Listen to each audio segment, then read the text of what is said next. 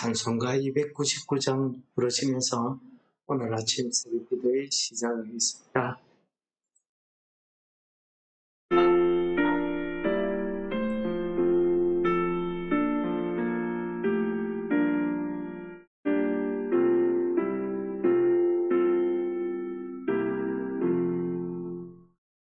하나님 사랑은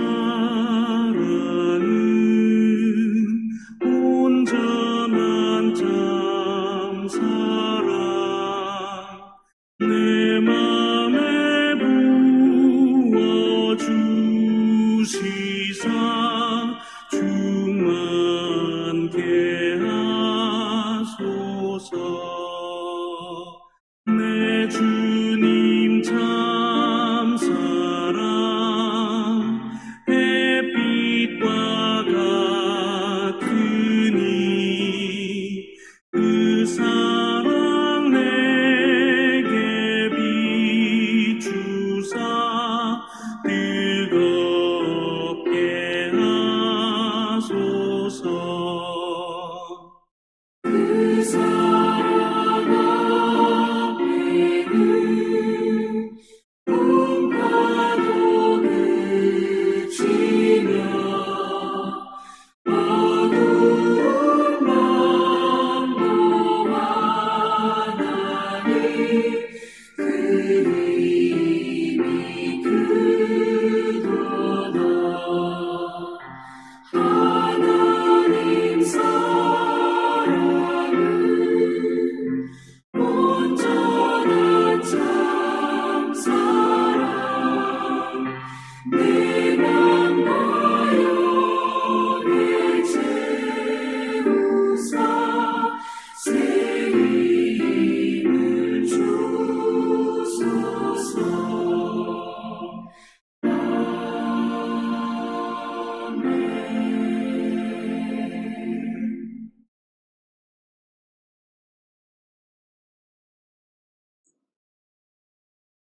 은혜로우신 아버지 하나님, 오늘도 우리들에게 이 귀한 한날을 허락하셨사오니 오늘 하루를 우리가 시작하면서 하나님의 말씀으로 시작하게 하시고 하나님의 그 말씀이 우리 심령 가운데 역사하면서 우리가 오늘 하루도 하나님 사랑 안에서 살아가게 은혜를 베풀어 주시옵소서.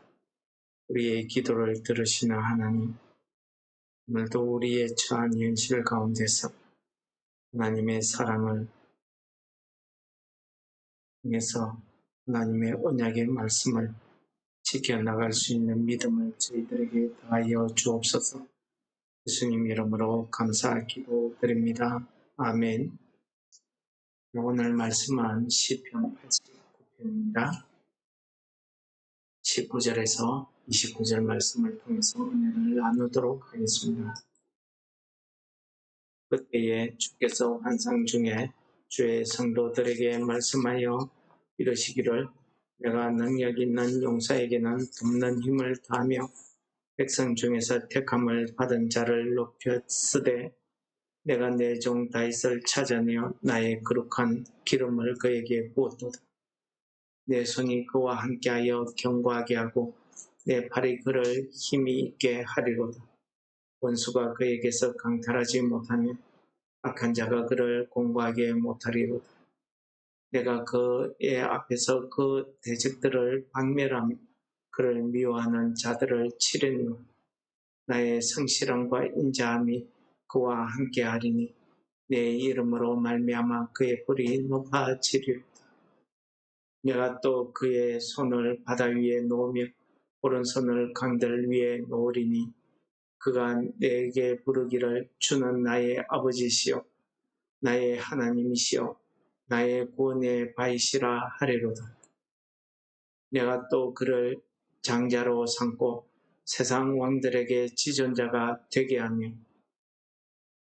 그를 위하여 나의 인자함을 영원히 지키고 그와 맺은 나의 언약을 굳게 세우며 또 그의 후손을 영구하게 하여 그의 왕위를 하늘의 날과 같게 하리로다.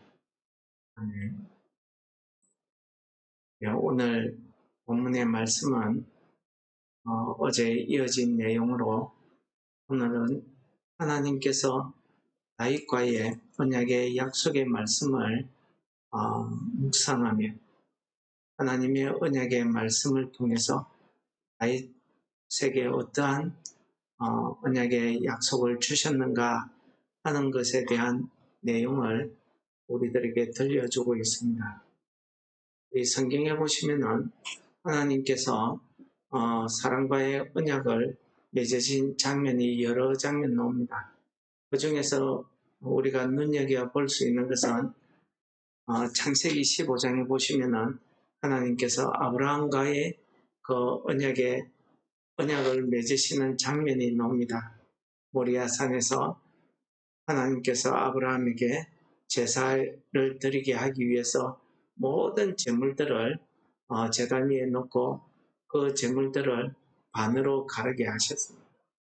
그리고 밤이 되어서 하나님께서 그 반으로 갈른 제물들 사이를 지나가시는 이런 장면이 나옵니다. 그때에 하나님께서 아브라함에게 내 민족이 큰 민족을 이루고 이 땅에서 복의 권한이 될 것이다 하는 그 언약의 약속을 하시면서 아브라함이 가르지 않았던 작은 새 한 마리, 그것 때문에 내 후손들이 400년 동안 애굽 땅에서 종살이 하다가 돌아올 것을, 그리고 약속의 땅에 돌아와서 그 기업을 얻을 것을 언약하시는 장면이 나옵니다. 고대의 언약의 장면은요, 우리가 언약을 상징하는 그 제물을 가르게 되면 언약을 맺는 자와 언약을 맺기 위해서 약속하는 자가 두 사람이 똑같이 그 언약의 제물 사이를 걸어간다고 합니다. 지나간다고 합니다. 그러면은 그 제물을 지나간다는 그 의미가 무엇이냐면은 이 두 사람은 지금 맺은 언약에 대해서 한쪽이 어기게 되면은 이 가른 제물처럼 절반으로 갈라서 죽음으로 갚겠다, 뭐 그런 의미라고 합니다. 그런데 이상하죠? 하나님께서 아브라함과의 언약을 맺으면서 아브라함에게 제물을 제단 위에 놓게 하셨는데 그 제단 위에 놓인 반으로 갈라진 제물 사이를 지나간 것은 하나님 혼자만 지나갔습니다. 아브라함은 지나가지 않았죠. 즉 무엇을 이야기하느냐 하면 아브라함과의 언약은 하나님의 일방적인 언약이었다는 사실입니다. 이 하나님의 일방적인 언약은 아브라함이 그 말씀을 지킴으로, 믿음으로 그 언약이 이루어졌다는 사실을 우리에게 잘 보여주고 있습니다. 또 한 가지 언약이 있습니다. 그것은 하나님께서 시내산에서 이스라엘 백성들과 행하신 언약입니다. 그 언약의 내용은 십계명이었습니다. 그러면서 이 언약은 하나님께서 너희들이 이 언약을 지키면 복을 줄 것이고 그렇지 않으면 너희들이 심판을 받을 것이다, 멸망할 것이다 하는 이 조건부 언약이었습니다. 그런데 이스라엘 백성들은 하나님의 이 언약을 결국은 지키지 못했습니다. 그래서 유다가 바벨론에 멸망당하는 그 마지막 순간에 오늘 시인은 이 언약을 기억했던 것입니다. 오늘 본문에 나오는 이 언약은 하나님께서 사무엘하 7장에서 다윗과 행하신 다윗에게 주신 언약입니다. 다윗과 맺은 언약이라기보다는 하나님께서 일방적으로 다윗에게 베풀어 주신 사랑이다, 이렇게 보시는 게 타당한 것 같습니다. 그건 왜 그러냐 하면은 사무엘하 7장 1절에 보시면은 여호와께서 주위의 모든 원수를 무찌르사 왕으로 궁에 평안히 살게 하신 때에 라고 시작합니다. 이 언약을 맺게 된 배경을 이야기하죠. 무엇을 이야기합니까? 다윗은 어려서부터 양치였습니다. 그런데 하나님께서는 그의 훌륭한 7 형들을 다 물리치고 이 다윗을 목동의 자리에서 불러내어서 이스라엘 나라의 왕으로 세우기 위해서 여러 과정을 거치게 하십니다. 골리앗을 물리치게 하고 한 나라의 영웅이 되게 했는가 하면은 한 왕에게 쫓기는 도망자 신세가 되기도 하였습니다. 그는 여러 가지 굴곡적인 삶을 살았습니다. 그리고 유다 지파의 왕이 되었습니다. 하나님께서는 사울에게 행하셨던 그 징계, 사울을 물리치시고 이스라엘을 다윗에게 넘겨주기 위해서 다윗이 행하는 모든 일에 하나님께서 승리하게 해주셨다는 것입니다. 주위의 모든 원수라는 것은 이스라엘을 침범하던 블레셋이나 모압이나 암몬이나 이런 이방 나라도 있지만은 사울입니다. 사울 왕가의 사람들입니다. 그러니까 이스라엘의 2 지파는 다윗을 따르지만은 나머지 10지파는 사울을 따르습니다. 하나님께서 이러한 모든 어려움을 다 물리치고 그 원수들을 다 물리치고 다윗으로 하여금 이스라엘의 왕이 되게 하셨습니다. 그리고 주변의 원수들을 다 물리치고 그에게 평안을 주셨습니다. 그때 이 다윗은 마음에 하나님을 향한 사랑이 꽃피었습니다. 그것이 무엇입니까? 나는 이 왕궁에서 편안하게 사는데 하나님의 언약궤는 저 장막에 성막에 있는 것이 마음이 부담이 되었고 불편했습니다. 즉 그것이 하나님에 대한 사랑으로 드러나서 그가 하나님께 내가 주를 위해서 성전을 짓겠다 그렇게 약속합니다. 하나님께서 그 말씀을 듣고 선지자 나단을 다윗에게 보냈습니다. 그 내용이 사무엘하 7장이죠. 이 사무엘하 7장에서 하나님께서는 다윗의 그 믿음, 그 마음을 보시고 다윗을 향해서 언약을 맺으십니다. 그 언약이 무엇입니까? 오늘 우리가 읽었던 내용 가운데 있는 말씀 아니겠습니까? 오늘 이 말씀 가운데 보시면 하나님께서 그에게 이렇게 말씀하십니다. 내 왕위를 영원히 견고하게 하겠다. 이것이 하나님께서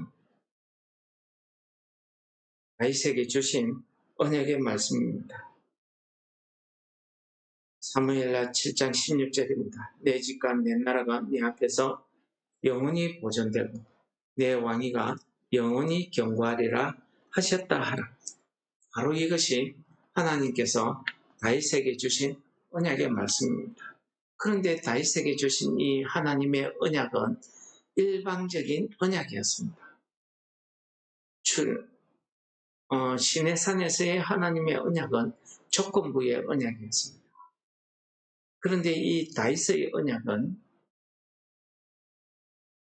하나님께서 다윗이 죄를 짓든지 아니 짓든지 그의 후손들이 하나님의 말씀 그 언약을 지키든지 아니 지키든지 상관이 없었습니다. 하나님의 그 언약은 끝까지 이루어져서 결국 예수 그리스도를 통해서 하나님의 언약이 이루어짐을 우리에게 보여주십니다.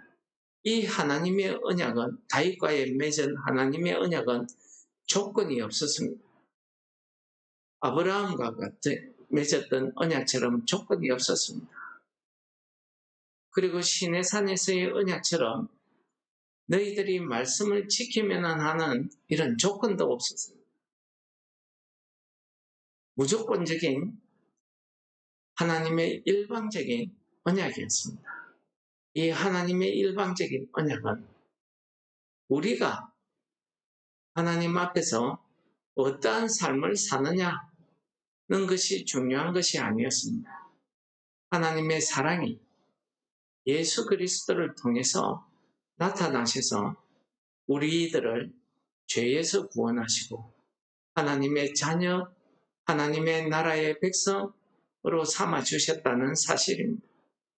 이것은 우리가 거룩하기 때문에, 우리가 하나님의 말씀을 잘 지켜 행했기 때문에, 우리가 선하게 살았기 때문이 아니었습니다. 이것은 우리가 어떻게 살고 어떠한 삶을 살든지 상관없이 하나님께서 우리에게 베풀어 주신 일방적인 사랑이었습니다. 이 하나님의 언약을 우리는 다 지켜 행할 수 없습니다.